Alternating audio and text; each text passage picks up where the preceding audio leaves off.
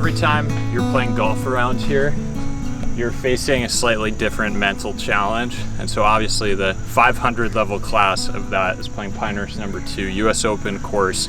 It is a legit every shot you are in prison trying to figure out what to do.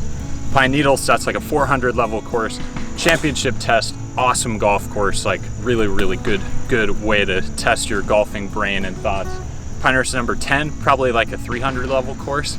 It's like a true goofy, funny, enjoyable experience all the way around. You get to kind of tweak yourself through all sorts of different shots and all sorts of different looks and whatnot.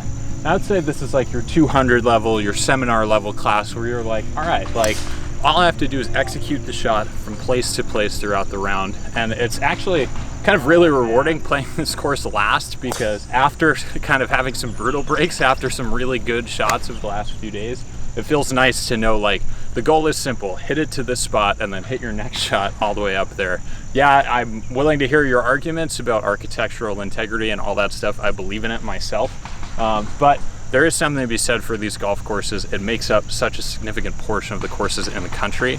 And the challenge is about what your golf game can execute. And if you can do it, if you've been working on it the last few days like I have, you can score pretty well.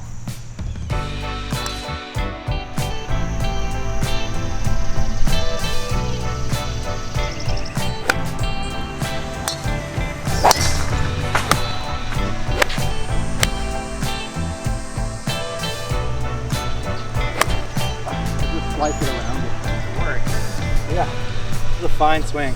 Dial that up in slow-mo for our readers, Connor, so they can just see the proper swing sequence and path. Let's talk about economics for a second, because when you're coming down here, you're making decisions not only about where you're playing golf, but how much money you're spending. And if you spend your money to stay at Tullamore, as we have for this trip, you wind up in a good position as far as having access to some golf options in addition to your places to stay. Tullamore gives you access to Mid-South, a private club that opens to people who are staying at Tullamore. So you get access to a Palmer course built in the 90s, but is more recently redone. I mean, it's what you'd expect from that era of golf, right? It's more targety than what we've been playing. Yeah. Impeccable greens, more water comes into play. Different style of golf, it just gives you a different taste of what's around here. We are here at Pinehurst's hottest new restaurant, Beat Hawk Distillery. It's a brand new whiskey and bourbon company here in Southern Pines. We've been told they have the best chicken sandwich, maybe in all of Warren County, but more importantly, we've been told they have a pretty awesome story too. Exactly right, yeah. A couple military veterans, including the founding distiller, veteran of the war in Mogadishu, the Battle of Mogadishu, shot down there, lost a leg. And obviously I don't want to reduce his story to a single tragedy, but that's a big part of his backstory was the service that he and his wife did in the military for decades combined. And this is the outgrowth of a project they've done to honor fellow service members. All right, let's check it out. So many military retirees settle in the Moore County area, and that's something very special of this combination of golf tourism, local North Carolinians, the equestrian community, and military active duty and retirees. You know, while we wish we had more time for golf, but we're members at the resort. We're Pinehurst Resort members under their Patriot program. And there are a lot of military service members that are members over there. Yeah, it's a very symbiotic relationship in town with the golf. We wanted to design something different than anybody else had out there. It's kind of got the shoulders of, I always think of the shoulders of a soldier. On the back there are 3 stripes, and that's to acknowledge the youngest leaders in the military, the E5 sergeant. So I wanted to acknowledge that. And that only, you might have noticed out there's parking spots for E5 and below instead of general officers and sergeant majors. On the bottom is the 6'2" that I mentioned that's in that font on that aircraft behind you in the picture. It's funny, that guy holding that tusk is actually out at the bar. We watched him walk in on you guys when we first were starting the tour. So he was one of the medics back in 1993. It was important to me because had it not been for the skill and ability of the pilots that were flying that day, none of us would have survived. And They had an aircraft that couldn't fly. It was an RPG that came up through the floor, through my leg and into the main rotor system. And less skilled pilots, we would have turned that bird upside down and all died. But those guys had the skill and ability to actually have enough wherewithal to pull whatever power they had until they could see a clearing for a crash where we'd miss buildings and put us right between them for the crash.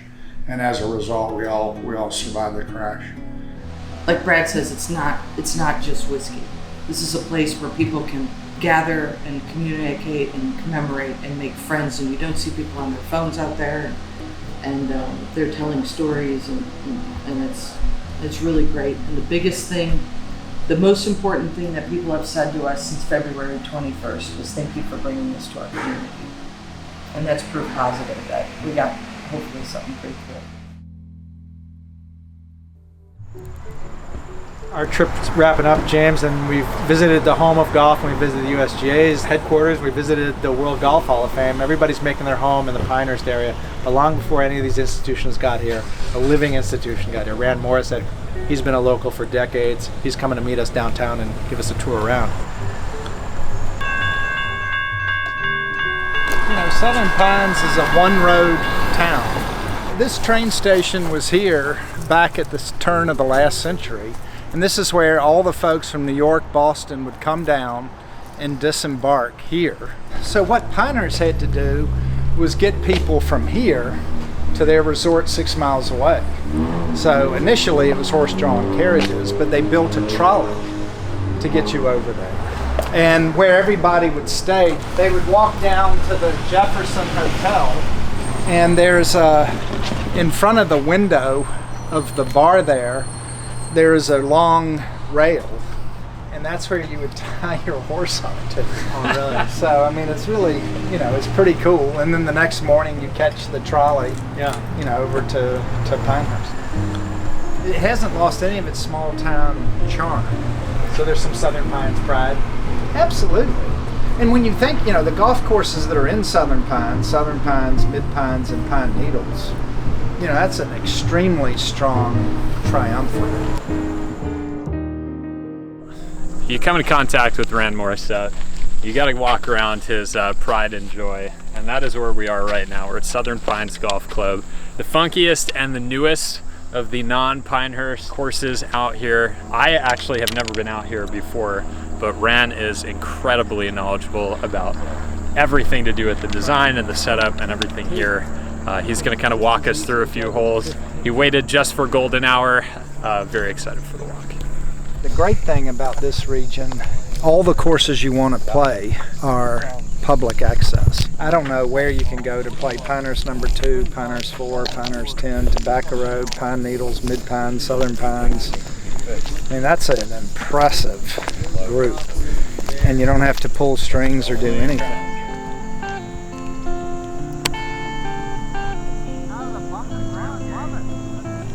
Might as well break out the 6-iron from 100 yards. The joy of only bringing a handful of clubs. It's fun. You don't think about playing golf this way very often. You know, golf is such a mental sport. You're always thinking about what's the yardage, what's the kind of shot I need to hit, where do I need to land it, where do I need to stop it. But sometimes the most fun is when you're just messing around, just seeing and reacting.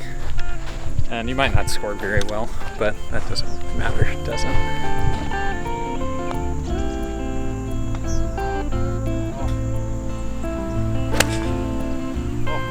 You got to take a picture of these bad boys. What do we got here? Jack Nicklaus Muirfields. Why? Why not? No, He's good enough to play him.